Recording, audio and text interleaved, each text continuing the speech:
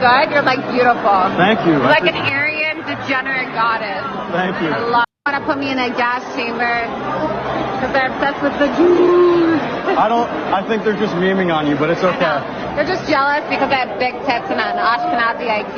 Yes, that's what it is. Yeah. Why did Trump invite Mamdani after having a mental breakdown after he won? What do you think? Because two reasons. One, because he can't destroy New York, okay? For his own personal. He can't destroy New York because that's where he's from. And also because Zohran Mamdani is the mayor of New York. And Donald Trump also has to literally, like, Donald Trump is a good politician partially for this reason, okay? I hate him. I disagree with him. I think he's a clown. I think he's incompetent. I think he's an animal. I think he's a fascist. However, he is a quote unquote good politician if you recognize that he is getting whatever his agenda is across, right? He gets to dominate. He gets to do whatever the fuck he wants. And a part of that, I'm diving right into it because there's so much to talk about here. This city of ours that we love to do very well. And I wanted to congratulate the mayor. He really ran an incredible race against. Yeah, I'm diving right into it, baby. I'm diving right into it. We got to get into it. This is so fucking. A part of that is because he has an eye for talent. He has an eye for talent. He knows who to play ball with. He knows how to push and pull a little bit. It's like he's a New York real estate social demon. He likes to be around people that he thinks are cool. He recognizes game. He is, after all, like in his life, the only thing that he's been successful at is reality TV show guy. Okay? That is the only thing he's been good at. He has been an abject failure on every other front. But as a reality TV show guy, he has an eye for talent. Like that was literally his job. The only thing he's been successful at outside of just like being a fucking fascist, unfortunately for all of us, is being a reality TV show guy who would fire and hire people. Like that was the whole concept around the Apprentice. Like his whole job was to just look at who is talented and recognize talent and keep them on the fucking show, right? A lot of smart people, starting with the early primaries against some very tough people, very smart people. And he beat them easily. And I congratulated him. And we talked about some things in very strong common, like housing and getting housing built and food and prices. And the price of oil is coming way down. You referred to Mr. Mamdani as a communist. Could you describe why you feel that way? I'm going to get my coffee. I hope the stream doesn't fall apart again. Stop him from arresting Prime Minister Netanyahu if he visits New York? Well, we didn't discuss your second part of the question. And on your first part, I mean, he's got views that are a little out there, but who knows? I mean, we're going to see what works, or he's going to change also. We all change. I changed a lot. From when I first came to office. It's now quite a while ago. It's quite a while. My first term was great. We had the greatest economy in the history of our country. We're doing even better now. We're doing much better now than we did even the first term. And I can tell you some of my views have changed. And we had discussions on some things. I'm not going to discuss what they were, but that I feel very confident that he can do a very good job. I think he is going to surprise some conservative people, actually. And some very liberal people. He won't surprise them because they already like him. And Bro, he's glazing Zohran. Of course he's glazing Zohran. It's the same reason why he always talks about how he likes Claudia Scheinbaum. Says like she's a very powerful lady. Very powerful lady. Very powerful. This lady, she's got power. She's very good. Donald Trump recognizes someone with talent and instantly, anyone with talent, anyone with power, anyone with something that they have offered to Donald Trump, he loves them. It could be an Arab sheik who's giving him $10 billion.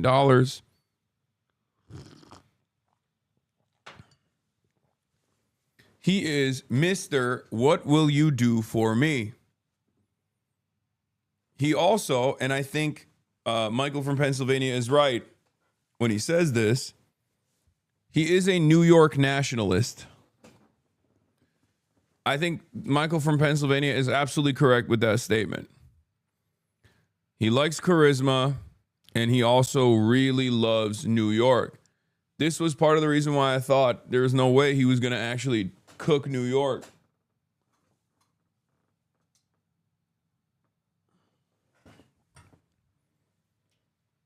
He's Mr. New York. That deep down inside, the guy that wants to be loved, the guy that wants to be loved and admired and respected by the New York elite has never gone away. Trump also loves a winner. It makes total sense. It makes total sense that he would be he would be treating Zohran like this. 10 billion not for free. He doing what they want. What? Does this worry you that Zohran is moving to the center? No, not entirely. I mean, there is stuff that he's already done. There is stuff that he's already doing about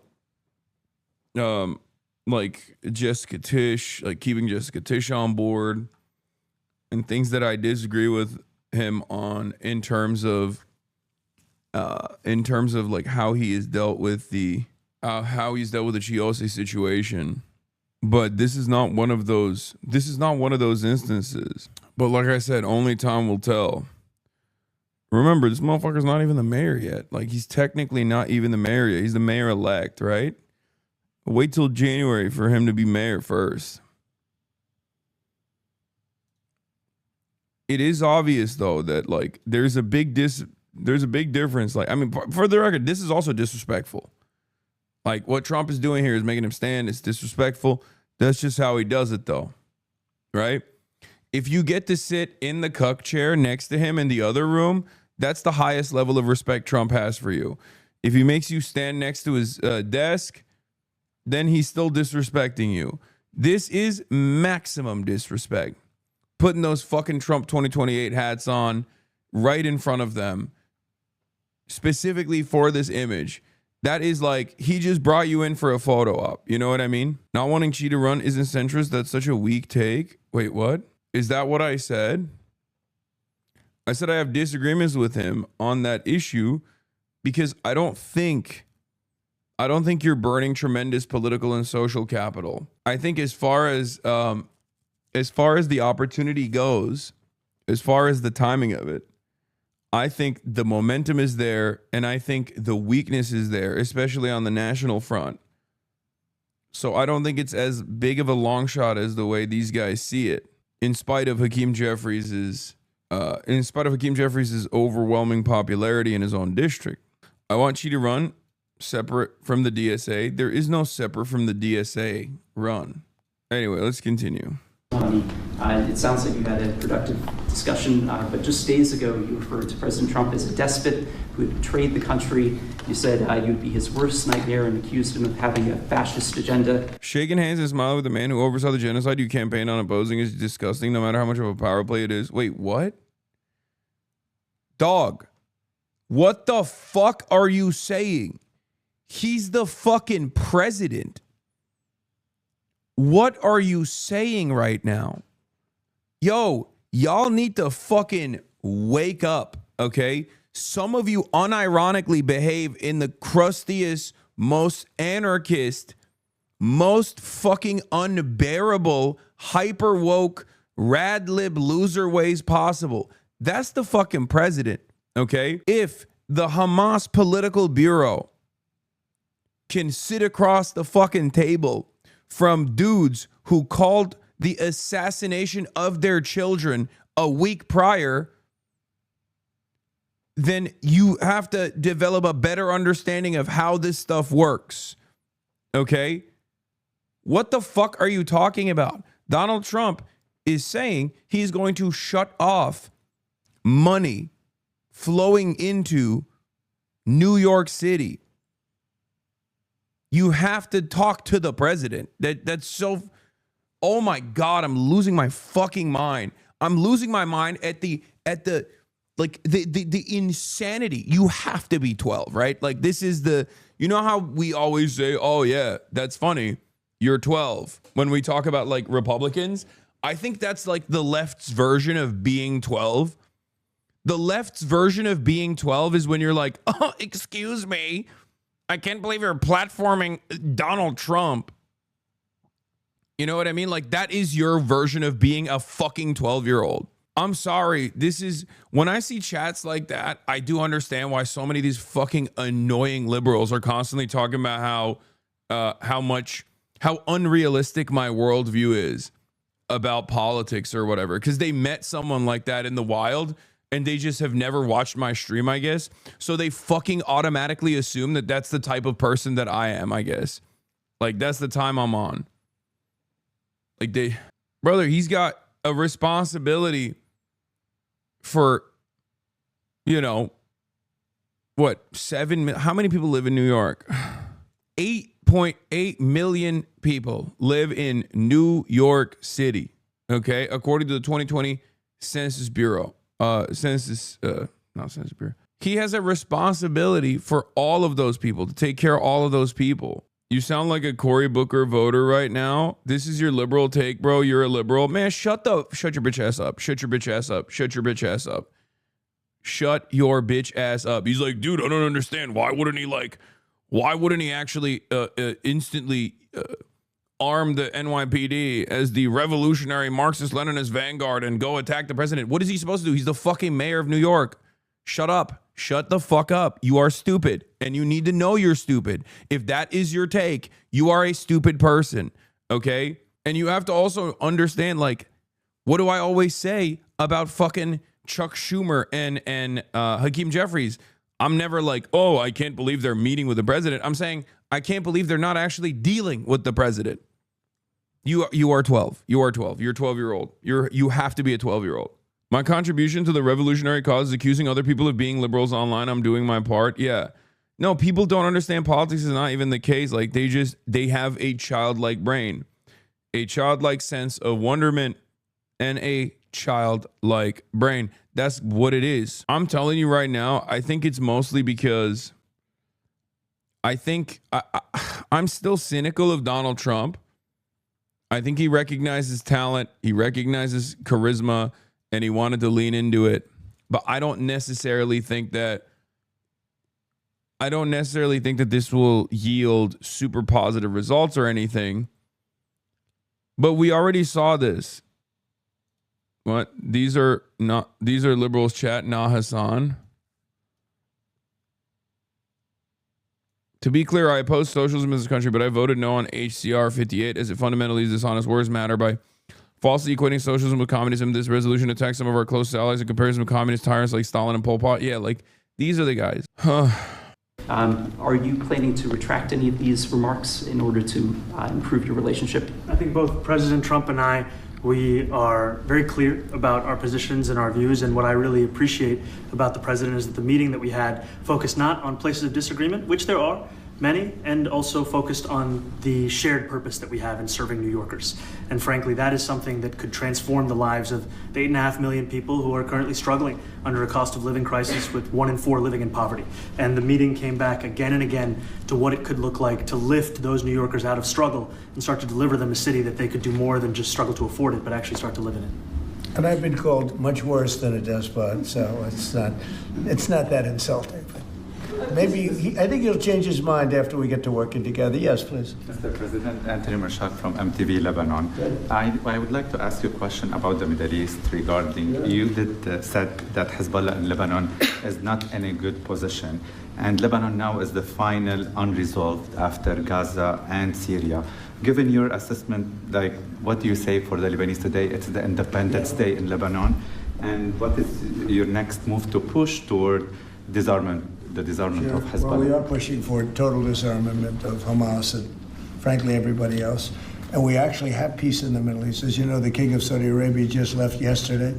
We had some great meetings, and he's made a contribution toward the United States of more than $1 trillion. We have now over $20 trillion coming in. No country has ever had anything like that, not even close.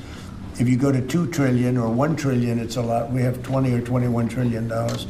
I want to issue a trigger warning, everybody. I'm platforming Donald Trump, and I want to apologize ahead of time. I want to do a land acknowledgement. This is stolen land. I know I couldn't do land acknowledgement 2 days ago because we were in mainland China, but today we can do a land acknowledgement. This is technically British, a British colonial outpost here. It's stolen land.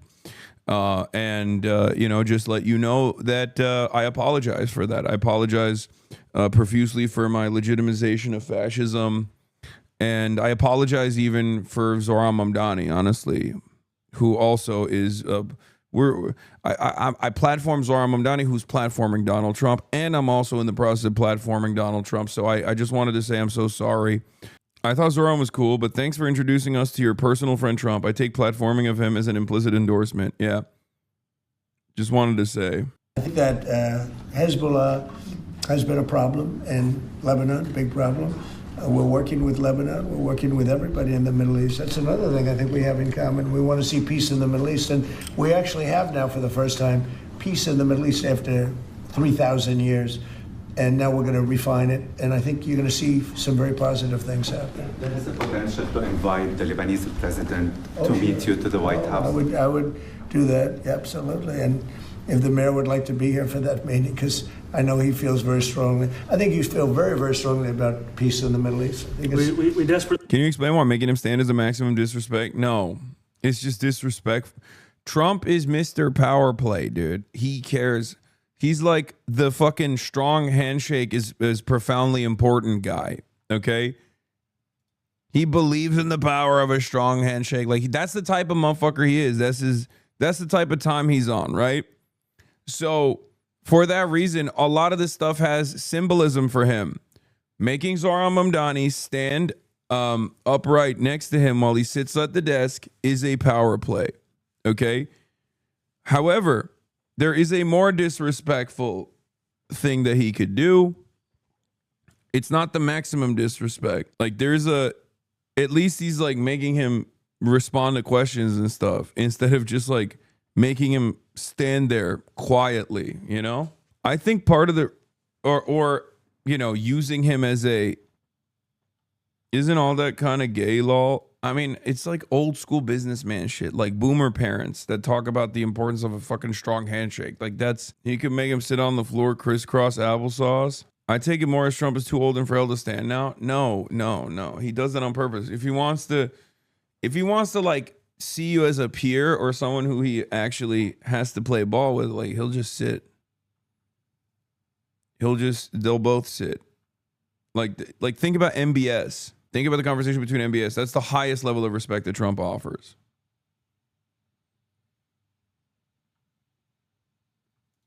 And that's something that I shared with the president, that when I spoke to New Yorkers who had voted for the president last November on Hillside Avenue and Fordham Road, I asked them why. I heard again and again two major reasons. One was that they wanted an end to forever wars. They wanted an end to the taxpayer dollars we had funding violations of human rights, and they wanted to address the cost of living crisis. And I appreciated the chance to discuss both of those things. You said a lot of my voters actually voted for him, and I'm okay with that. I have this hat as well. I'll do that. I'll sign it. Give it to me. I'll sign it in a minute.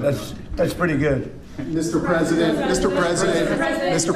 you've threatened to send federal troops to New York City. You both have differences when it comes to ICE agents in New York City. Mr. Mamdani, you've called ICE a rogue government entity. I wonder how you reconcile your differences on both of those issues. Well, I think we're going to work them out. And I think that if we have known murderers and known drug dealers and some very bad people, we want to get them out. And the mayor wants to have peace. We discussed this at great length, actually, maybe more than anything else. He wants to have a safe New York. Ultimately, a safe New York is going to be a great New York. If it's not safe, no matter how well we do with pricing and with anything else, we can talk about anything you want. If you don't have safe streets, it's not going to be a success. So we're going to work together. We're going to make sure that if there are horrible people there, we want to get them out. I think he wants to get them out maybe more than I do. So we'll work together. We discussed it at great length. Yes, please. Yeah, two questions, if I may. One for you, Mr. President, on BBC in a second. But first of all, for the mayor-elect. You're both from different parts of the political spectrum. You're both populists, though, and I just wonder to what extent the president's campaign style, his techniques, his social media use inspired any part of your campaign. Well, I actually told the president that, you know, so much of the focus of our campaign has been on the cost of living crisis. And when we asked those New Yorkers who had voted for the president, when we saw an increase in his numbers in New York City, that came back to the same issue: cost of living, cost of living, cost of living. And they spoke about the cost of groceries, the cost of rent, the cost of... This is such a good way to fucking... One of the best ways to convince a person is not to force your opinions down their throat, but it's instead to make it seem like they came to this conclusion. So for Zohran Mamdani, one of the best ways that he constantly talks about the affordability situation is when he ties it back to Donald Trump by stating that Donald Trump actually ran a pretty effective campaign that won on the issues of affordability. He makes it seem as though they are completely aligned on this issue. Now, of course, Donald Trump hasn't done dick about affordability, but it's also true that he actually ran on affordability. So Trump knows that this is successful. Trump knows that this is an issue that he has to address. So he can't just fucking sit there. He can't just sit there and be like, no, I don't care about affordability. He hasn't figured out a way to cut away on that a 30 milligram you just threw in. You think there's 30 milligrams Zins? I mean, there might be, but no, I'm using American Zins. It's 3 milligrams in the morning and then 6 years later. The cost of childcare. And too often politicians are looking to lecture to New Yorkers what they should care about as opposed to listen. And when we spoke to those voters who voted for President Trump, we heard them speak about cost of living. We focused on that same cost of living. And that's where I am really looking forward to delivering for New Yorkers in partnership with the president on the affordability agenda. And I think we have to work a little bit. We talked about Con Edison. We have to. Look, he likes him. Oh my God, brother, you can, like, I see it. He fucking likes him, dude. Trump is in a unique predicament because he's obviously withering away with his support and his base. He has to beef up his populist bona fides. Zohran Mamdani has a lot of motion and a lot of momentum. So obviously this is a great opportunity for him to lean into that. Just to grab onto it. Okay. He also, I think, sees this as a decent opportunity to drive a bigger wedge in the Democratic Party. Trump sees this as an opportunity to shit on Hakeem Jeffries and Chuck Schumer, who he knows vehemently dislike Zohran Mamdani. This hotel's swanky as hell, bro. Yeah, it's swanky as hell. But for the time being, let's enjoy the show. You know what I mean? Let's enjoy this gets better. Yes, I saw some clips of this. It's fucking crazy. Like the clip I saw was when he was like, you can say it. Like Trump after one meeting with Mamdani. I've been taken up to the third heaven. I've been jacked into the big point. Yes, my fucking favorite meme. Let's go. Oh no, yes, Wow Mao. This is the greatest thing that Wow Mao's ever made. I've seen it. I can't even compute all of it. It's so fantastical. You've not seen nothing. You ain't heard nothing. You ain't smelled nothing like this. I don't have words to tell you. But I tell you, anybody tries to get in the way of the incredible plan the big guy's got for us has got me pissed, and I'm just begging to stay on the team, man. Just put me in the game, coach. Whatever you say, coach. I know I'm weak. I know I'm pathetic. Man, you're amazing. I'm so lucky you made me. What do I do, Bob? Like a hunting dog, man. Just take me out of the house. Just turn me on them. Just tell me what I got to do. Tell me how I serve you. Tell me what I can do for you right now. Woo! Bro, that's how brother, I'm gonna be honest. Past 10 days of the People's Republic, that's the timing I'm on right now. Okay, I'm like a hunting dog, coach. Put me in. Anyway, let's continue. A little bit on getting the prices because we've gotten fuel prices way down, but it hasn't shown up in Con Edison, and we're gonna have to talk to them. if we're sending them fuel at a much lower price than it was a year ago, which is true, we have to get Con Edison to start lowering the rates. Absolutely. And if I may, last week you told me you were pushing ahead with your plans to sue the BBC for up to $5 billion. You were going to speak to Prime Minister Starmer as well. Is there any progress or any updates on those issues? Well, we get along very well with the Prime Minister. We made a deal with UK. I like him. He's a fine person. And, you know, I think they have some big energy problems. You know, they've got windmills all over the place. They're going to have to start using other methods because their energy is out of control.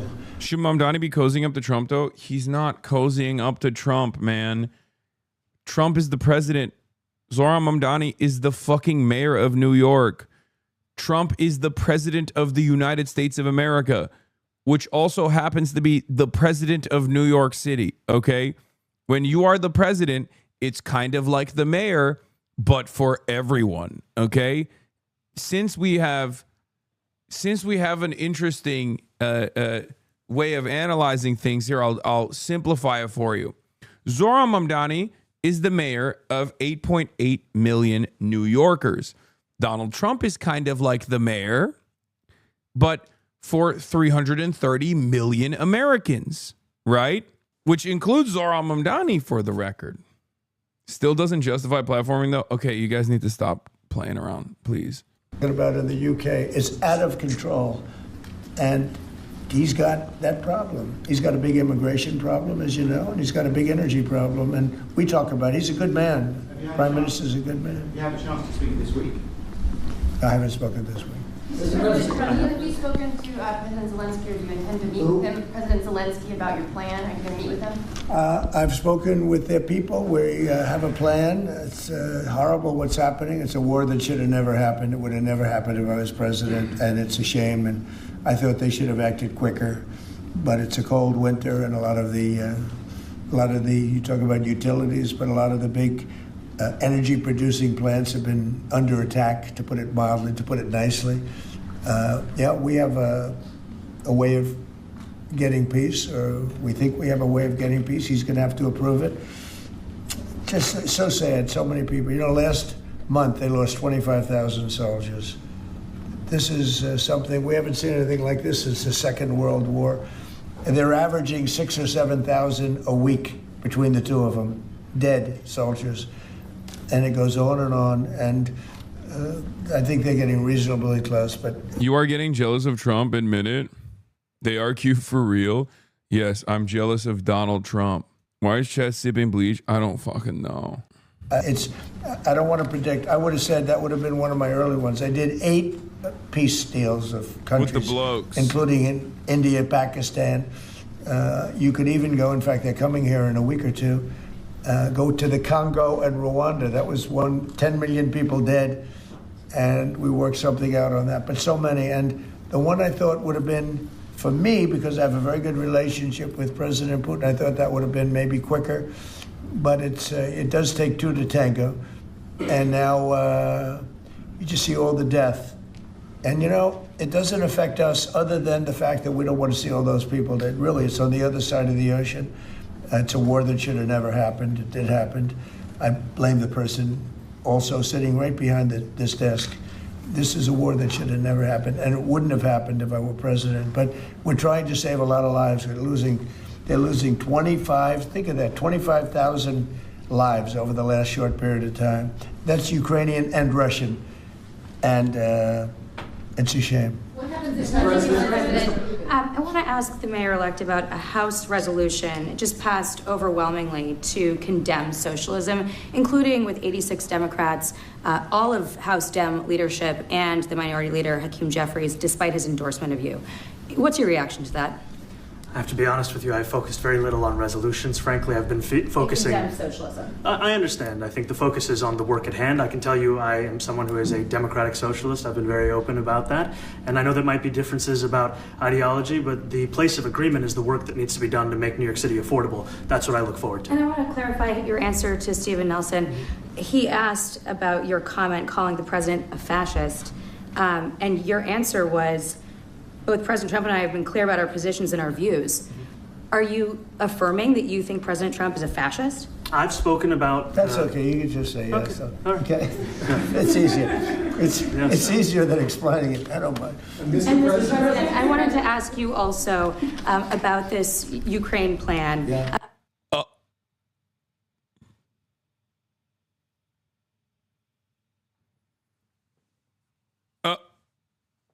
I don't mind. That's crazy. I have to play that back. The arm pat. No, you can call me a fascist. I don't mind. What the fuck? What the fuck? That is the craziest part about it. This is probably the craziest part. It's easier. Positions and our views. Are you affirming that you think President Trump is a fascist? I've spoken about... That's okay. You can just say yes. Okay. From here, Trump starts bouncing the right-wing reporters off left and right. Donald Trump stepped in front of the fascism question for him. Like, what is going on? I mean, there's also obviously like a terrifying prospect of this. It's unique because Donald Trump literally defends Zohran Mamdani there for calling him a fascist. It's also weird and scary because why the fuck is Donald Trump openly being like, yeah, I am a fascist? That part is not great. Okay. It's easier. It's easier than explaining it. I don't mind. Mr. President, I wanted to ask you also about this Ukraine plan. Yeah. President Zelensky said today that his country would risk either giving up a partner or giving up its dignity. There's been criticism that this deal proposal... He doesn't like it? It's unclear. He was sort of tenuous about it. He'll have to like it. And if he doesn't like it, then, they should just keep fighting, I guess. The suggestion that he made, though, was that if he doesn't accept it... Donald Trump is too dumb to know what a fascist is? No. That right there is actually deflating the term fascism. The reason, I mean, Donald Trump in that moment is basically saying, yeah, you don't have to, he's saying, he's giving Zohran an out and saying, you don't have to back away from your position here and make yourself look bad. You're a winner. This is your moment in the spotlight. I don't really care about this term at all. They just call me that, just like they call me racist, but it doesn't mean anything. Okay? That's most likely his belief system here. That's like, he's basically saying like, don't worry about it. Like, it's fine. It's not true, but, it is what it is type of situation, which is still pretty fucked up. It's not that he has no clue what it means. He knows what it means, chatters. He's just saying he doesn't mind being perceived as such. Partially because he thinks this is a game. It's a very cynical way to approach the subject. But he's just like, yeah, it's just a game. You're playing your song and dance. I'm playing my song and dance. It is what it is, right? You're wrong. Trump is just looking at it as a bad word for politicians. Okay. That the U.S. would pull back its support for Ukraine. Is that Well, at some point he's going to have to accept something. He hasn't accepted. You remember right in the Oval Office not so long ago, I said, you don't have the cards. Don't forget, I inherited this war. This war never would have happened. I inherited this war. And I thought he should have made a deal a year ago, 2 years ago. The ultimate deal would have been if it never started. That would have been the good deal. That could have been done too if you had the right president, but you didn't have the right president. Mr. President, the cost of living is something that you and Mr. Mamdani seem to agree on. Democrats have run New York City for a long time, Mr. Mamdani. Do you see Democrat policy specifically as being a problem? And I'd like that be a question that both of you could answer in New York City. Look, I think that there are many things in our city where we have to own the responsibility of it, things that existed long before the president was the president. And those are also part of the message of our campaign, was to take on a broken politics of the past. And I ran against a number of candidates who represented different versions of that past. And what we found time and again is that working people were left behind in the politics of our city. And what we're looking to do is put those people right back at the heart of our politics so that we don't have a situation where we're in the wealthiest city in the history of the world, and yet 1 in 5 can't even afford $2.90 for a Metro card. Mr. President. He's sticking up to him, isn't he? Zohran wins the election during his speech. During his elected speech, he insults Trump, and now he's standing beside him like a wet chicken. He clearly doesn't have a character. What are you talking about? One, he's not even the mayor yet. He's the mayor-elect. Two, Donald Trump hasn't done anything to undermine New Yorkers under the Zohran Mamdani mayoral reign yet. Obviously, you're gonna fucking play nice to hopefully stave off any kind of like negative policy making that the White House is going to engage in terms of undermining the affordability agenda of Zohran Mamdani, right?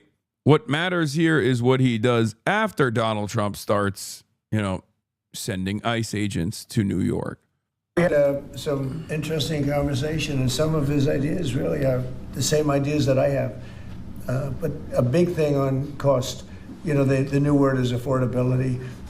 This saved Thanksgiving across America. Yeah, so close to Thanksgiving. A lot of you guys are going to have a really funny time with your relatives. After months and months of Zohran Mamdani is a communist, it's terrifying. He's really bad. Donald Trump just basically deflates a year's worth of insane negative commentary and coverage from Fox News with one single meeting, with one single light tap on the shoulder. Donald Trump just basically came in and was like, no, this guy is handsome, he's funny, he's charismatic, he's going to do well. He calls himself a communist. It's all right. He calls me a fascist. I'm all right with that. We're just playing politics, right? Come on. We both love affordability, don't you think? Like, this is aura. Okay? This is just fucking, there's no other way to put it.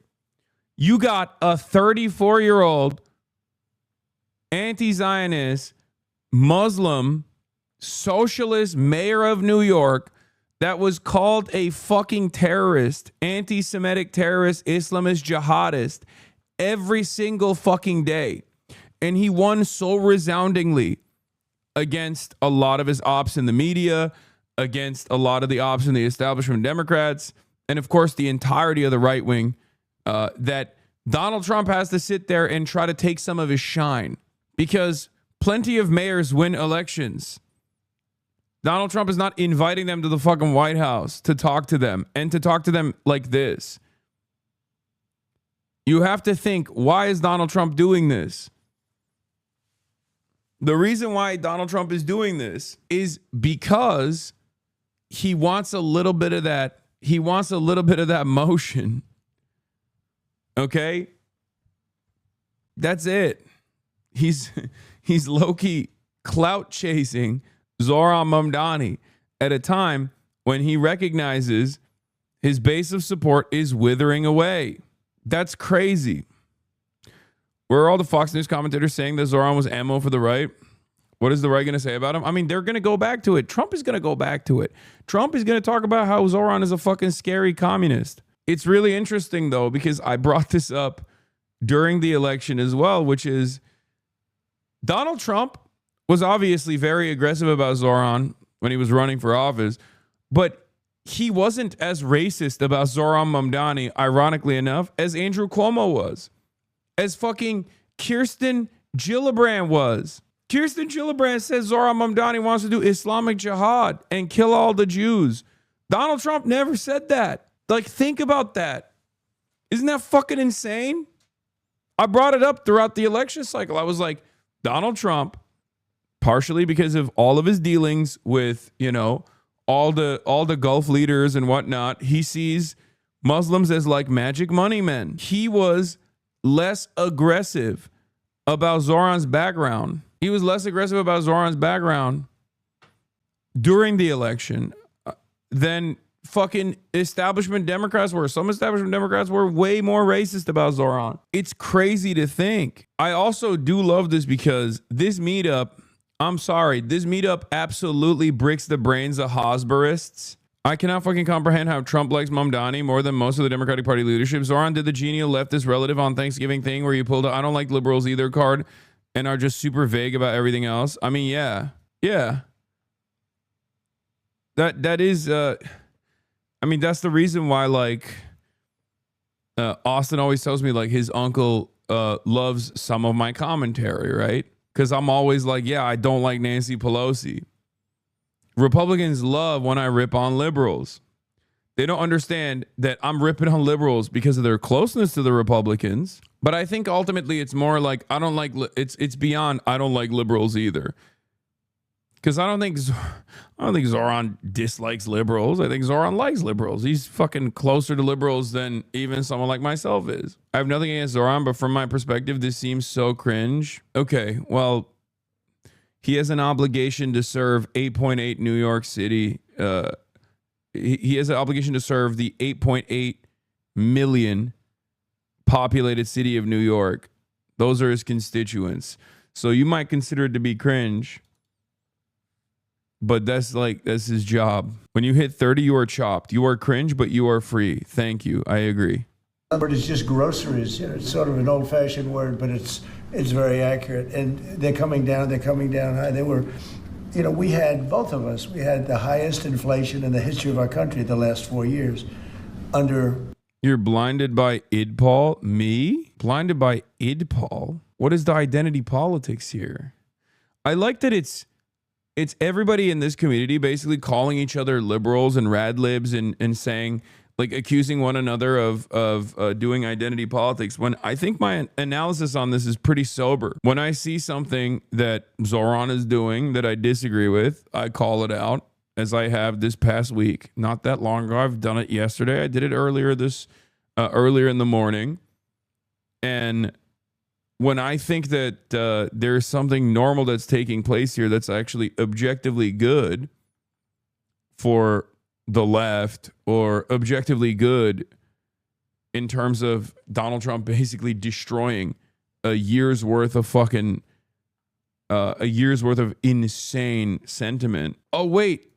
That guy was trying to say that because of my background, you don't think he's backsliding into the Democratic Party?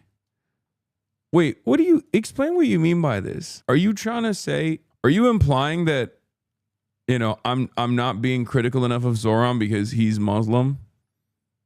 Is that what you think? You think it's the Ummah? Am I doing a little bit of taqiyya, dude?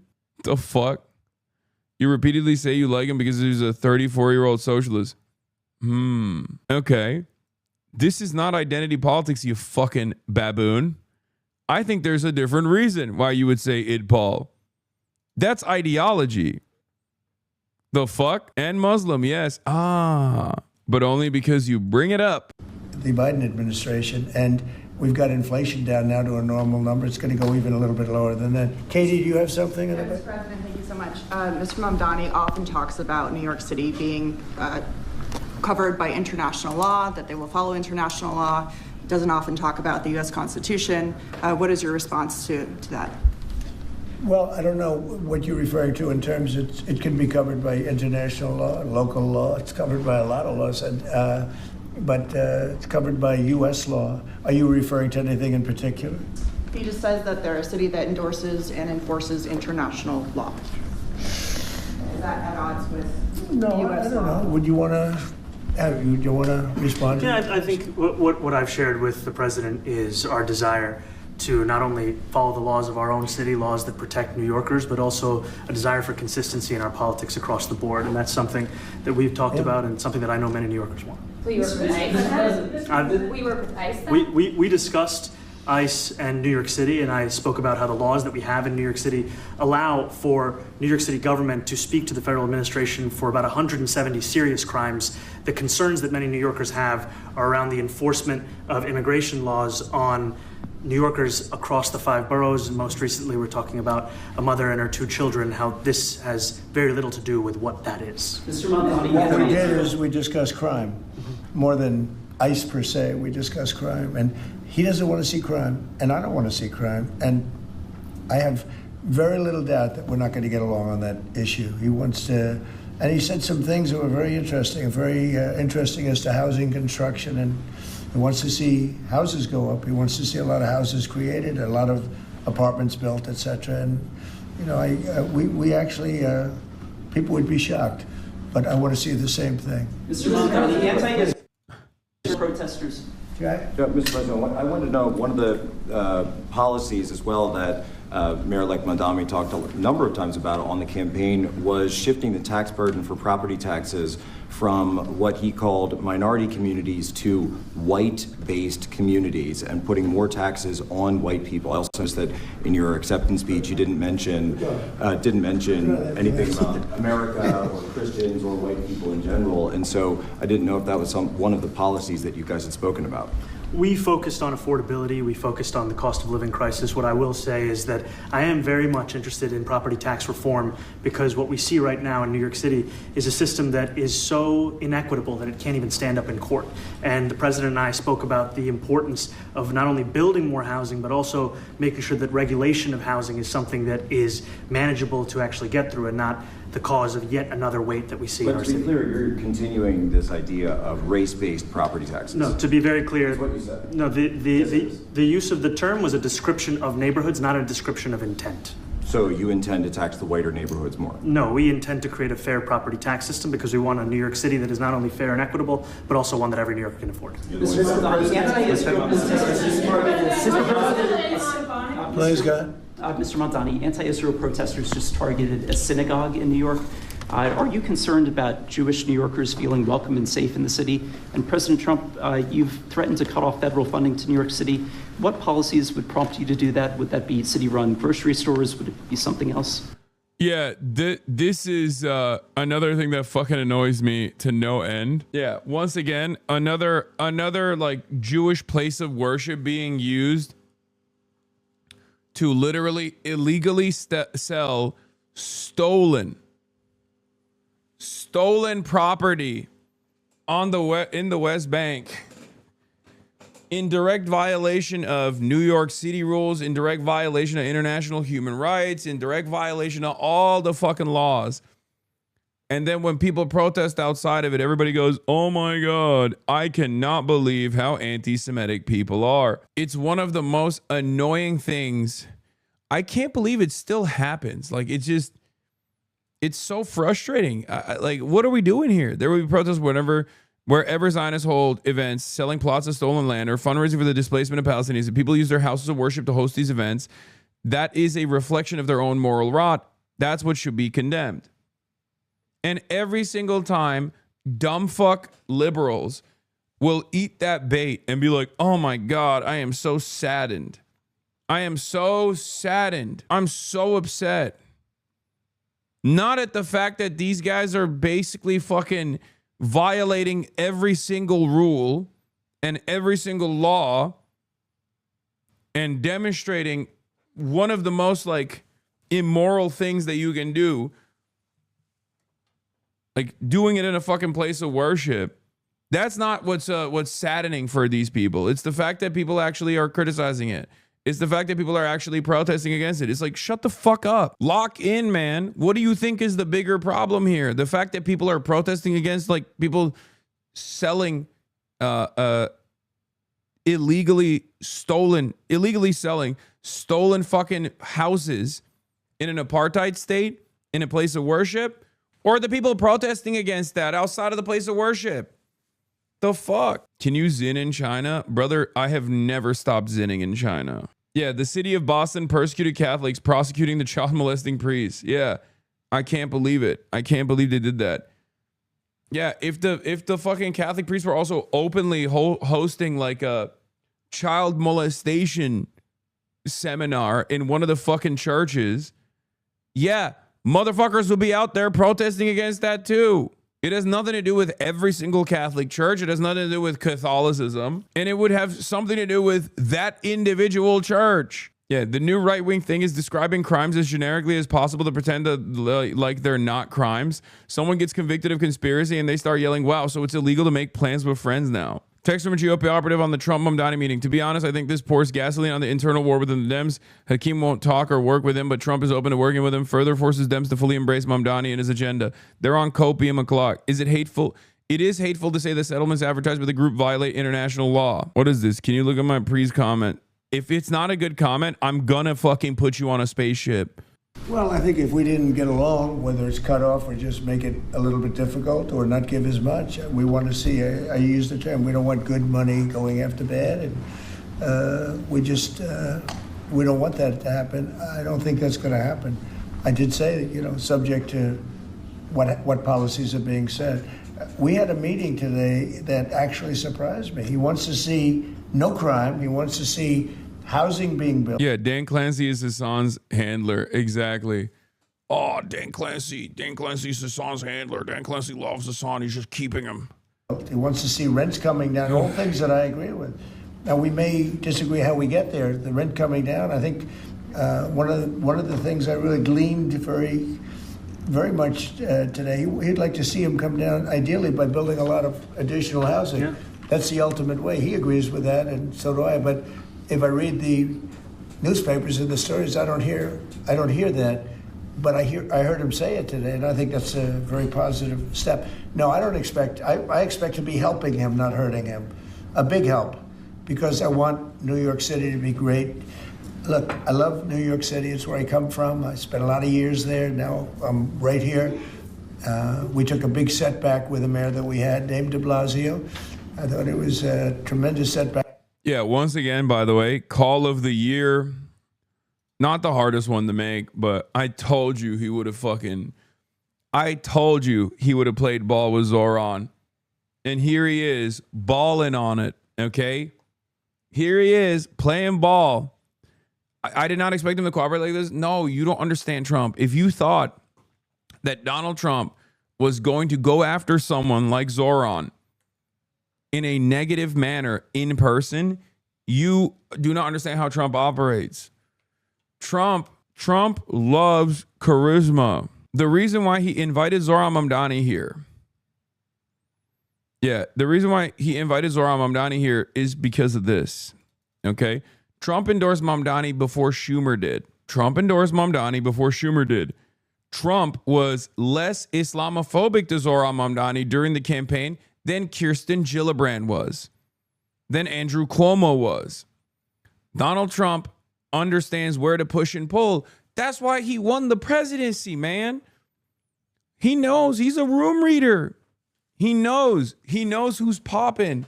He's doing it because his base is frustrated at him with affordability, and he sees Zohran Mamdani's victory as an affordability victory. Tremendous setback for the city. I think this mayor can do some things that are going to be really great. Mr. President, Thank you, Mr. President. You're a billionaire. You have a different address nowadays than you used to, but you used to call New York City home. Would you feel comfortable living in New York City under a Mamdani administration? Yeah, I would. I really would. Ooh, that is, oh my God. Oh my God. Oh, that's such a good question and such a good answer. Oh my Lord, what are my ears hearing right now? What is coming out of this man's mouth? He said, yes, I would. Oh, that's an endorsement, folks. Donald Trump is endorsing woke Sharia. He's endorsing global jihad. He's endorsing Islamo-Gauchism. He's endorsing Islamo-communism. God damn, dude. Are you fucking serious? Are you be for real right now? Oh, my Lord. After the meeting. Absolutely. What makes you comfortable? We agree on a lot more than I would have thought. I think I want him to do a great job, and we'll help him do a great job. Okay, this goes even beyond my expectations. Never mind. I know I said I precog this already, but like this goes beyond. This goes beyond the precog. He is glazing. Oh my Lord. But in many ways, we were discussing when Bernie Sanders was out of the race, I picked up a lot of his votes, and people had no idea because he was strong on not getting ripped off in trade and lots of the things that I've practiced and been very successful on. Tariffs, a lot of things. Bernie Sanders. Someone check on Deborah Messing. Deborah Messing already, it brings me no pleasure to report this. Deborah Messing reportedly offed herself after she watched this meeting. I agreed on much more than people thought. And when he was put out of the race, I think quite unfairly, if you want to know the truth, many of the Bernie Sanders. Michael Rappaport didn't even know that this meeting was taking place. He just felt a disturbance in the force and he had an aneurysm. Like, this is just like Hosbarists are falling left and right. They're just like, oh, they're... Please, Mr. President, why? People are surprised, but if Mao or Stalin were still alive, Trump would 100% glaze them. Not even... That is 100,000% a lock. Are you kidding me? 100,000%. He'd be like, Mao, great guy, very powerful, very tall too. Didn't know how tall he was. Turns out I wouldn't expect it, but he was very tall. Very tall guy. Didn't like the birds. Don't quite get that part, but let me tell you, okay? The longest march, they're saying, I can't walk like that, but Mao, he was walking. He was walking quite a bit, and he unified the country. He dominated the forces, just like I dominate the Democrats. He pushed, and he got the Kuomintang. He got Chiang Kai-shek. Not a big fan of that guy. He's quite the liberal. Just like the Democrats, I pushed the Democrats towards the sea, and Mao pushed Chiang Kai-shek towards Formosa. Believe it, folks. These guys love them. The Chinese, they got little books. I hate reading. They love to read. The Chinese, they're big readers. They got his quotes. Someone needs to put my quotes like Art of the Deal in a book. And we got to give it to every single child. And he's got MAGA red. The book is red. It's little and it's red. And we need a similar red book. Very good guy. Mao Zedong. Very, very good guy.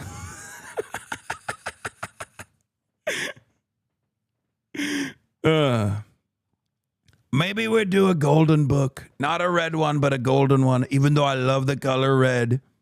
They say red is the color of communism, but in America, red is the color of Trump. Quotations of Trump. They're eating the dogs. They're eating the cats. Yeah, what the fuck could you put? I guess quotations of Donald Trump would be his like greatest Twitter posts. You know what I mean? Those voted for me. And I felt very comfortable, frankly, in seeing that and saying that. And, you know, it just turned out to be a statistical truth. But, no, I feel very comfortable. I would feel very, very comfortable being in New York, and I think much more so after the meeting. Yes, please. Thank you, Mr. President. I have a question for you, but a very quick one for the mayor. Why did you fly here? Aren't trains greener?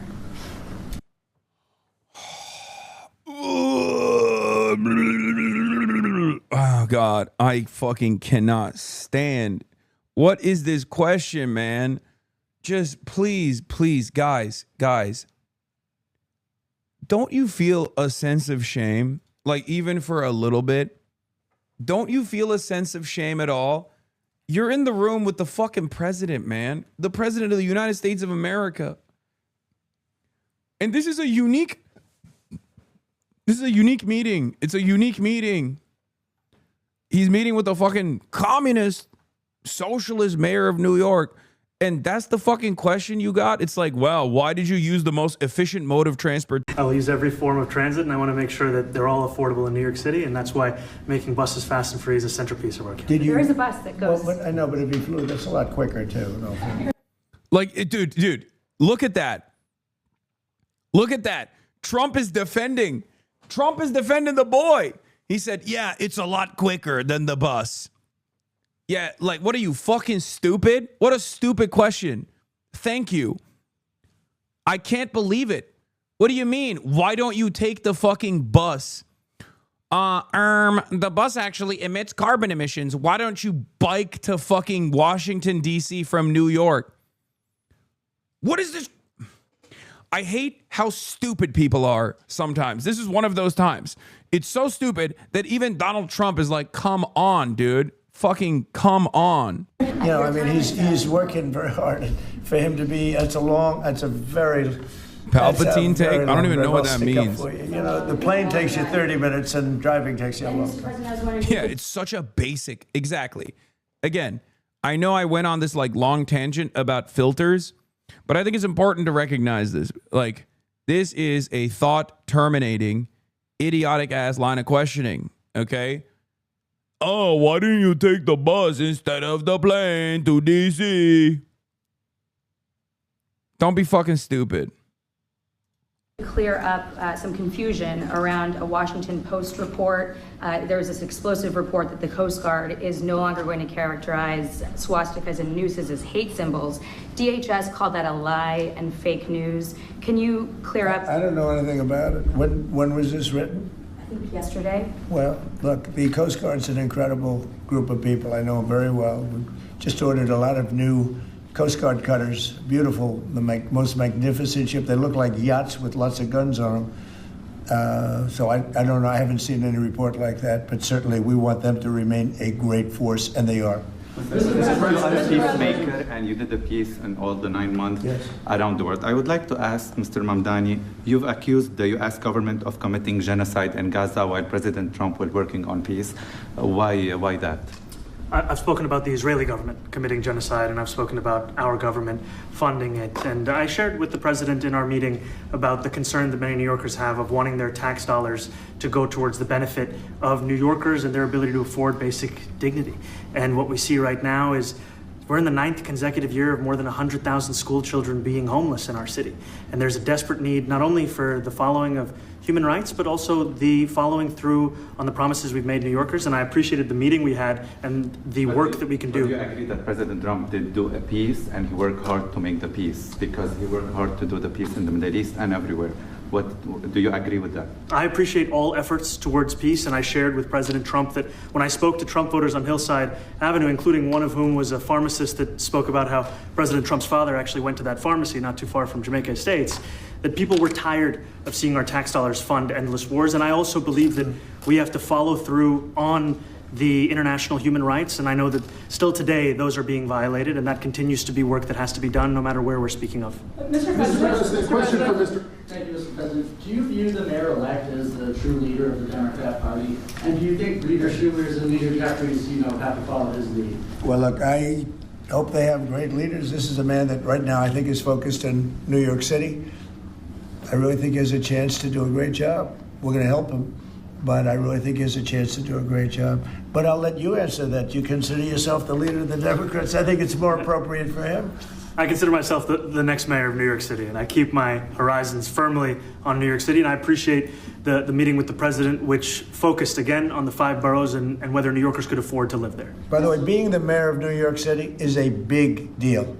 Absolutely. I always said, one of the things I would love to be someday is the mayor of New York City. Being the mayor of New York, and especially now, because I think you're at really a turning point, one way or the other. It could go great, or it can go. Hasan is missing the arm taps and the smiles. Brother, I'm in the room and I can hear it. I don't know if you heard it. Zohran Mamdani talked about Israel committing a genocide in the Oval. Yeah. And not only did he do that, but Donald Trump literally smiles and nods along. Look. Rewind time. Around the world. I would like to ask Mr. Mamdani, you've accused the U.S. government of committing genocide in Gaza while President Trump was working on peace. Why that? I've spoken about the Israeli government committing genocide, and I've spoken about our government funding it. And I shared with the president in our meeting about... Why is he nodding? Yo, you can hear it, but can't see it? No, I can see it because I can hear it. My point is, he's glazing so fucking hard. He's glazing so hard that you can hear him agree with him without actually seeing it. Is craziness. This goes even beyond the fascism moniker being used as simple political football. Okay, I will say. I will say, like, Trump could have easily just been like, yeah, everybody calls everybody fascist. Who cares? Whatever, right? That's just politics. But this is, I think, far more consequential. Okay? He doesn't stop him. Anyone else that says some shit, we know how Trump operates, right? We know how Trump operates in moments like this. Anyone else that would say something in his presence that he knows is bad to say, he would have just physically stopped them. He would have been like, nope, I don't agree with this. I think you're out of your mind. You're wrong, and everyone knows you're wrong. Like, he's just sitting there, not interjecting, and even nodding along. That's crazy. Like, think about how he treated Zelensky as opposed to Zohran Mamdani. Think about how he treats the Democrats, like establishment Democrats, as opposed to Zohran Mamdani. As Zohran Mamdani sits there and is like, Israel's doing a genocide and America's funding said genocide. It's actually unacceptable. Which is true, by the way. Concern that many New Yorkers have of wanting their tax dollars to go towards the benefit of New Yorkers and their ability to afford basic dignity. And what we see right now is we're in the 9th consecutive year of more than 100,000 school children being homeless in our city. And there's a desperate need not only for the following of human rights, but also the following through on the promises we've made New Yorkers. And I appreciated the meeting we had and the work that we can do. Do you agree that President Trump did do a peace and work hard to make the peace? Because he worked hard to do the peace in the Middle East and everywhere. Do you agree with that? I appreciate all efforts towards peace. Oh God, the second line of questioning is so fucking unbearable. Come on, will you give Donald Trump the credit? Will you give Donald Trump the credit? Okay, dude. And I shared with President Trump that when I spoke to Trump voters on Hill. Yeah, bro. When you brought it up at that talk with the establishment Dems, they immediately deflected. While Trump is like, "Hell yeah, brother." Yeah, I can't even fucking get a word in edgewise about Israel doing a genocide amongst Democrats who are supposed to be like ideologically aligned with me. I got more pushback by the Pod Save America panel than Zohran Mamdani is here next to Donald Trump. How is that possible? Side Avenue, including one of whom was a pharmacist that spoke about how President Trump's father actually went to that pharmacy not too far from Jamaica Estates, that people were tired of seeing our tax dollars fund endless wars. And I also believe that we have to follow through on the international human rights. And I know that still today those are being violated, and that continues to be work that has to be done no matter where we're speaking of. Mr. President. Because liberals are garbage in all shades, Trump can at least read the room. No, I think it's totally unacceptable, though. I think it's completely unacceptable. I think it's unacceptable that like liberals are losing this conversation to right-wingers who at least have the presence of mind to step out of the way when people are saying stuff like this. You understand? And by the way, liberals are very happy about this meeting as well. Look at Brian Stelter. Trump just deflated months of incredibly hostile Fox News and MAGA media commentary about Zohran Mamdani. The official DNC account is farming Zohran now? No, they have been. They've been farming Zohran. They've been farming Zohran for a while, even though the establishment Democrats are not. Because remember, the Democrats' Twitter account is being is probably like a younger staffer that controls that account. Look at the fucking fantasy world that these guys live in, by the way. Someone said that sometimes Trump supporters understand Trump the least, and I'm beginning to understand given the reaction to the Mamdani meeting. Yeah, it's true. Trump supporters understand Trump the least. I think I have a better understanding of Donald Trump than the average MAGA supporter in terms of what moves him, in terms of what his ambitions are. I think we here in this community have a better grasp on who Trump is than his own fans do. I think the average liberal even understands Donald Trump better than the average MAGA Trump supporter. And the reason why I say that is because at least they are whether on accident or on ideological grounds, they are antagonistic to Donald Trump because they recognize that Donald Trump is narcissistic, selfish, and also very much disinterested in improving the lives of even his own base of support. Scenario, Todd Starnes says, Mamdani enters the Oval Office today only to be greeted by Tom Homan, who then personally escorts the communists back to Uganda. And then Todd Starnes, after the interview, or after the meeting, I thought Mamdani was supposed to be a fascist dictator. What the heck is going on at the White House? What happened? You're not supposed to believe in this stuff. You're supposed to cynically say this shit, not actually believe in it. Why did Zelensky receive a harsher welcome at the White House than Mamdani? Interesting. If socialists are doing a good job, then I guess nobody needs to vote them out during the midterms. If you're a Republican, why not just stay home in 2026 and 2028 since Mamdani's policies are amazing? I'm confused. No need to oppose the left, I guess. I guess socialism is comfortable now. No need to vote for the GOP in 2026 is the message I'm getting from that. Am I missing something? I'm not going to lie. Laura Loomer is a lot more pro-Israel than I thought she was. I thought she was like totally on board with aligning with Nazis and stuff like that. Somewhere along the way, because she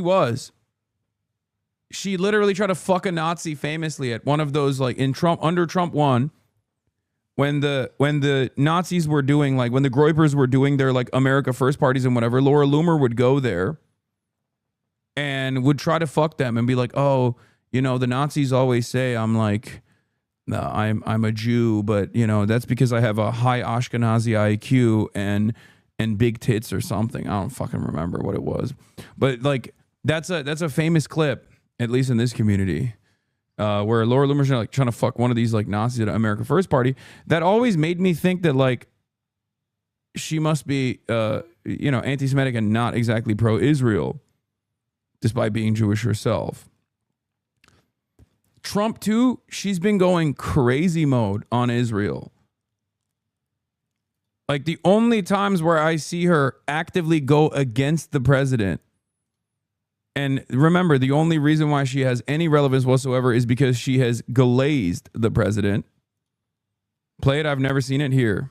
Your eyes look so good. You're like beautiful. Thank you. You're like an Aryan degenerate goddess. Thank you. I love it. Thank you. You're Aryan too. I know, but I'm Jewish. It's okay. The Nazis hate me. It's fine. All right people. She got the death grip on him too. Look at this. So that guy's a Nazi, and she's like, oh, you look like an Aryan goddess. He's like, ha ha ha, thank you. You're Aryan too. And then Laura goes, well, the Nazis hate me. Want to put me in a gas chamber because they're obsessed with the Jews. I think they're just memeing on you, but it's okay. They're just jealous because I have big tits and an Ashkenazi IQ. Yes, that's what it is. Yeah. You got it. I'm going to tell you a secret. Like, you know, so many people in this movement who preach trad life are like fucking people on the side and like cheating on their partners. That's like, so bad. Like, they're not even like really trad. That's so bad. Bro, this is a famous. Y'all have never seen this? Y'all have never seen this shit? Y'all have never seen this clip?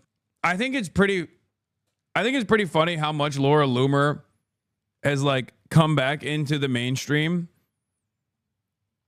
despite her very open insanity.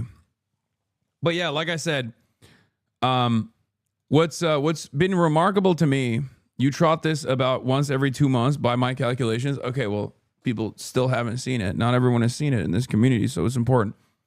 For those of you who don't know, Laura Loomer is literally like a trusted and close advisor to Donald Trump, in spite of the fact that under Trump 1, she was banned from every single social media application for being unimaginably Islamophobic, and famously chained herself to the doors of Twitter headquarters after being banned from Twitter.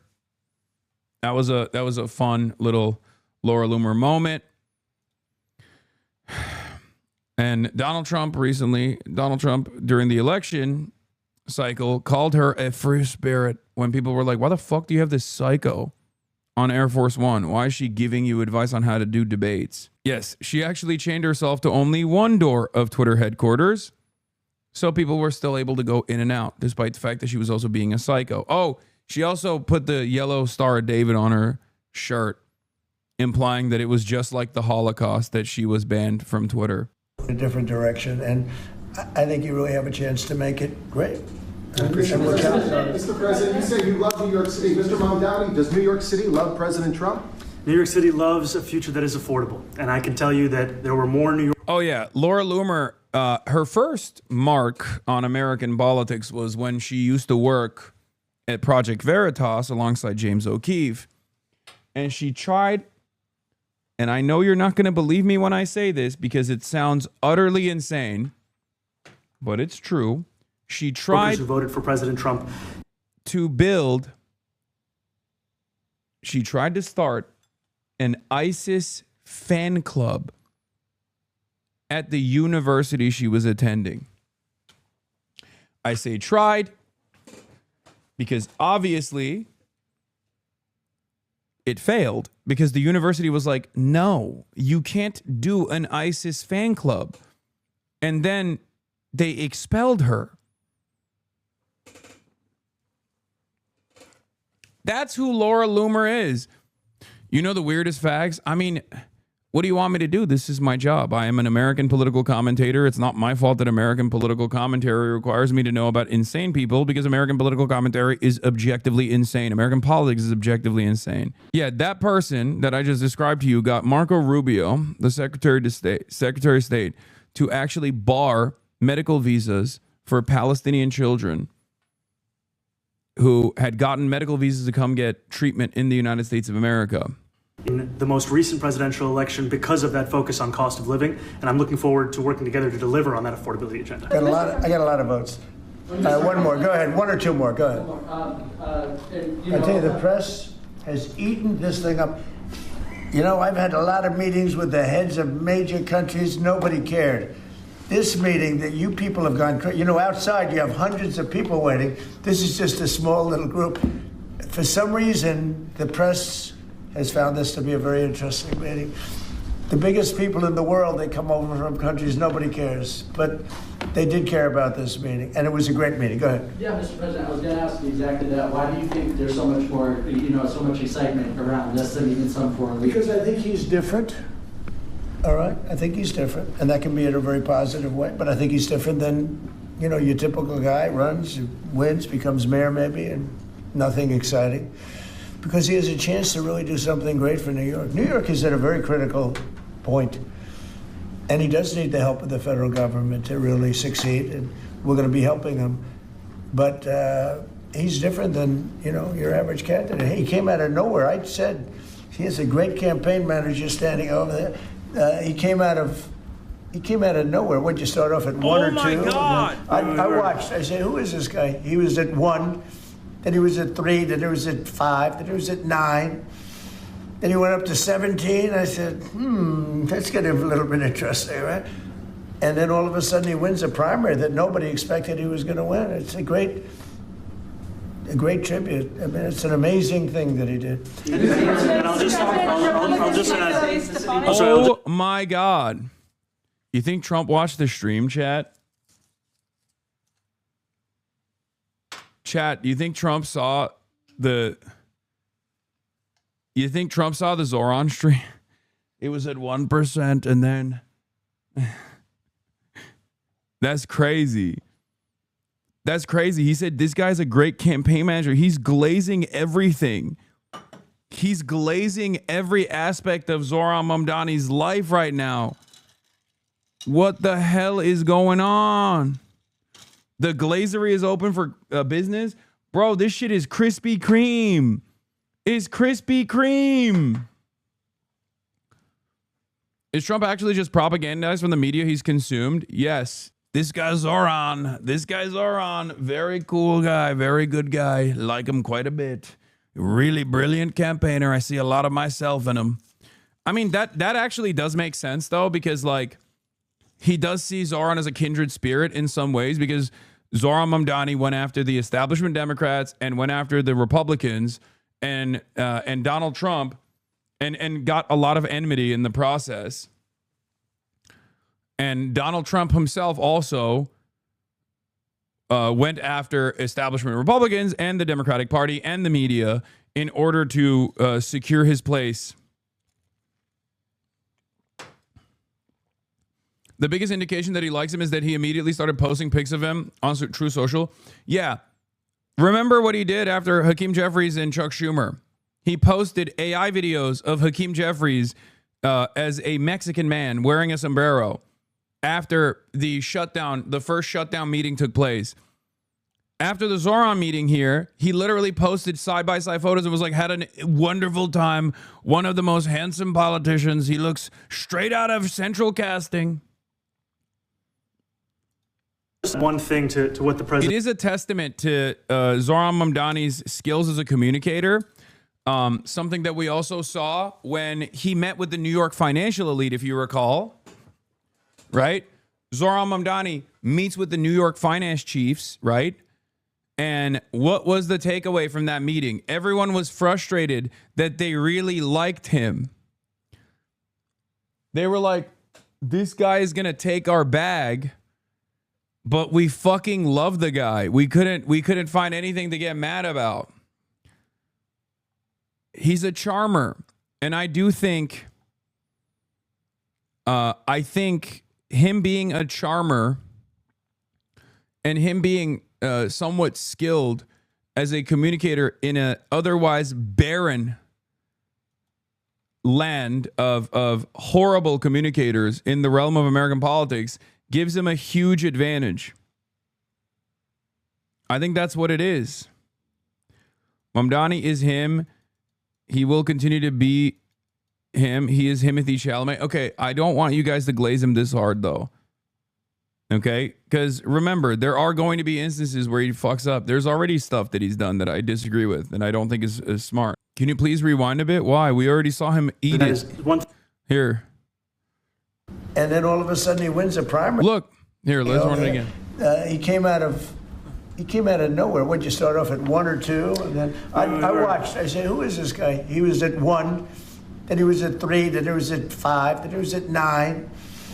Then he went up to 17. I said, that's getting a little bit interesting, right? And then all of a sudden he wins a primary that nobody expected he was going to win. It's a great tribute. I mean, it's an amazing thing that he did. And I'll just add one thing to what the president said. Is one thing I also appreciated is in our meeting to appreciate a portrait of FDR and the incredible work that was done with the New Deal and also in thinking about what it can look like when the federal government and New York City government work together to deliver on a... You're just jealous of Mamdani, but it's okay. We'll always prefer you. No. I'm not jealous of Zohran Mamdani. Yeah, I'm jealous of Zohran because he got to fucking hang out with my favorite politician, Donald Trump. And I only get to hang out with a wax figure of Donald Trump. Portability can be transformative. You know, we have a great portrait of FDR that I found in the vault. I just had the realization that GOP are doing this Zohran what Dems did to Trump early on, the Pied Piper strategy. I think it will backfire much in the same way. No. I don't think the GOP is Pied Pipering Zohran. I think that I think Republicans are a lot smarter. I think the GOP is a lot smarter than we give them credit in terms of winning elections. Their policies are fucking horrible. And the very fact that they win any elections at all means that they are very good at doing politics. Okay? And no, I don't think that they're Pied Pipering Zohran. I think that they're genuinely fearful of Zohran. And they were a little caught off guard by what Donald Trump did here. And I certainly don't think Donald Trump is doing Pied Piper over Zohran. I think Donald Trump genuinely is trying to take... What do you mean by that? The Pied Piper strategy was the one that Hillary Clinton applied to Donald Trump. They thought Donald Trump was an incredibly weak and ineffective candidate, and they thought Donald Trump would be the best possible candidate to go up against Hillary Clinton because they were unable to read the room. They did not realize that an anti-establishment ticket in 2016 would have been victorious. Okay? And in the primaries, they leaned into Donald Trump. The Democrats did. Hillary Clinton did. In the primary structure, they basically glazed Donald Trump and boosted Donald Trump's profile. The media played ball with this as well. The media also egged on Donald Trump, thinking that Donald Trump would be defeated easily by Hillary Clinton, right? It was a spectacular failure since Donald Trump won. Democrats have tried to do that as well, but I don't think Donald Trump is trying to do that with Zohran here. Donald Trump always maintained the position that Bernie Sanders would have been a harder opponent to beat. POTUS has good moments, but this is an all-timer. Trump smiled at Mamdani in a way he never has with JD. Meanwhile, he's outside the room grasping for any possible way to still glaze him, lol. POTUS has a lot of good moments, but this is an all-timer. I love that that is true, by the way, that Donald Trump is actually unironically infatuated with Zohran Mamdani in a way that he is not with JD Vance. That was missing. Eric Adams' reaction? You got an Eric Adams reaction? What's funny about these guys is like Eric Adams, Andrew Cuomo, they're all compromised and they all want this level of fucking respect from Donald Trump and they will never get it because they're weak, they're ineffective. Donald Trump fucking hates them. He will use them. He will use them because he has leverage over them. But with Zohran Mamdani, he doesn't have leverage over Zohran Mamdani because Zohran Mamdani won convincingly against all odds. So he's basically there to take away a little bit of that shine, to stand in the spotlight alongside the affordability candidate, to basically present himself as also someone who's invested in affordability. Do you understand what's going on here? That's why the dynamic is very different. He loves winners. To the best of my knowledge, he's a Democrat. And when the mayor saw that portrait, he said, "Sir, do you mind if I have a picture taken by that portrait?" It's an amazing portrait. I hope the picture comes out good. But it's an amazing portrait in the cabinet room. So he's a big fan of the New Deal, I guess, and of FDR. Yes, ma'am. Thank you, Mr. President. You said that you both spoke about crime. There are many police officers set to come off the rolls at the end of this year in New York City. Are you going to allow those police to be replaced with police officers, actual cops? And are you going to require that that happens? Would there be some consequence if the Well, I hope staff... it happens, but again, that's going to be ultimately the mayor's decision. What's your answer? Is that I look forward to delivering public safety with the NYPD, and I've said over the course of our campaign that we have the number of police officers today. They are the ones that's budgeted about 35,000 headcount. And I think the key thing is that we have to make it easier for police to focus on police work, not ask them to respond to 200,000 mental health calls a year. So is that a reduction from what you're at right now? Are you committing to maintaining the same level of cops? I've committed over the course of the campaign to maintain the 35,000. That's the headcount that we had through the campaign. And not replace them with caseworkers, social workers? No, I've said that's the headcount that we want. What we need to do is make sure they can focus on serious crime. And he just retained a great police commissioner, I believe, right? Yes, we did. Commissioner Tisch. If the newspapers are correct. That one they're correct about. He retained, I think, somebody that is she's a good friend of some of the people in my family, of Ivanka, and they say she's really good, really competent, and he just retained her, so that's a good sign. Mr. President, are there still topics that you see the two of you disagreeing on in the future? And do you think you'll have more meetings like this? There will be topics that we disagree on. I think we'll probably come to a conclusion, and ultimately he'll convince me, or I'll convince him. You know, it's for the good of New York. Ultimately, it's for the good of New York. I don't care about affiliations or parties or anything else. I want to see, if this city could be unbelievable, if he could be a spectacular success, I'd be very happy. Do you think you guys will meet more in the future too? Excuse? Do you think you'll meet again in the future, throughout the administration? I think we will. I think we will. I hope we do. I enjoyed the meeting. We had a great meeting. Please. Mr. President, Republican Elise Stefanik has campaigned multiple times by calling Zohran Mamdani a jihadist. Do you think you're standing next to a jihadist right now in the Oval Office? No, I don't, but she's out there campaigning, and you say things sometimes in a campaign. Isn't that sort of divisive? She's a very capable person. Isn't But that a kind of label? you really have to ask her about that. But no, I don't particularly. I think I met with I met with a man who's a very rational person. I met with a man who really wants to see New York be great again. And I can say again, because New York was great. When I came down to Washington initially, the city was so hot. It was doing great. We were having some telltale signs and problems. We had a mayor that was not doing a great job, but still, it was moving along. And it went bad. It really went, pretty bad. And I think it's been at lower points, but it went pretty bad. I think he can bring it back. Now, the question is, will he bring it back all the way? Will he bring it back greater than ever before, which is, I guarantee, that's his wish. I think he wants to make it greater than ever before. And if he can, we'll be out there cheering. I'll be cheering for him. Okay? Thank you very much, everybody. You chose not to answer the question about sitting on. Thank you very much. I care.